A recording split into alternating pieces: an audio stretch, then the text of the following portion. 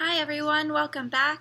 So last time we finished chapter 5 of Because of Winn-Dixie, and Opal brought Winn-Dixie to church with her, and Winn-Dixie sat there and listened to the sermon the whole time until he saw a mouse, and he chased the mouse all around and caught the mouse, but everyone in church thought it was so funny. So chapter 6. I spent a lot of time that summer at the Herman W. Block Memorial Library. The Herman W. Block Memorial Library sounds like it would be a big fancy place, but it's not. It's just a little old house full of books, and Miss Franny Block is in charge of them all. She's a very small, very old woman with short gray hair, and she was the first friend I made in Naomi. It all started with Winn-Dixie not liking it when I went into the library because he couldn't go inside too. But I showed him how he could stand up on his hind legs and look in the window and see me in there selecting my books. And he was okay, as long as he could see me. But the thing was, the first time Miss Franny Block saw Winn-Dixie standing up on his hind legs like that, looking in the window, she didn't think he was a dog. She thought he was a bear. This is what happened.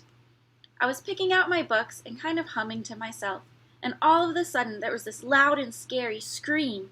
I went running up to the front of the library, and there was Miss Franny Block sitting on the floor behind her desk. "Miss Franny?" I said. "Are you all right?" "A bear," she said.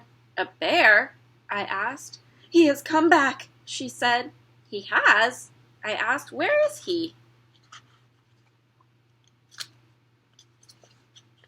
"Out there," she said, and raised a finger and pointed at Winn-Dixie standing up on his hind legs, looking in the window for me.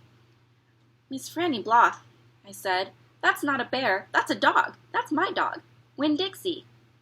"Are you positive?" she asked. "Yes, ma'am," I told her. "I'm positive. He's my dog. I would know him anywhere." Miss Franny sat there trembling and shaking. "Come on," I said. "Let me help you up. It's okay." I stuck out my hand and Miss Franny took hold of it, and I pulled her up off the floor. She didn't weigh hardly anything at all.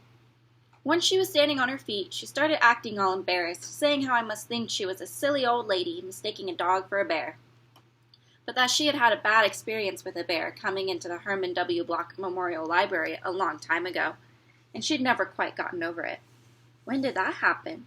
I asked her. "Well," said Miss Franny, "it was a very long story." "That's okay," I told her. "I'm like my mama in that I like to be told stories. But before you start telling it, can Winn-Dixie come in and listen too? He gets lonely without me." "Well, I don't know," said Miss Franny. "Dogs are not allowed in the Herman W. Block Memorial Library." "He'll be good," I told her. "He's a dog who goes to church." And before she could say yes or no, I went outside and got Winn-Dixie. And he came down and laid down with a humph and a sigh right at Miss Franny's feet. She looked down at him and said, "He most certainly is a large dog." "Yes, ma'am," I told her. "He has a large heart, too."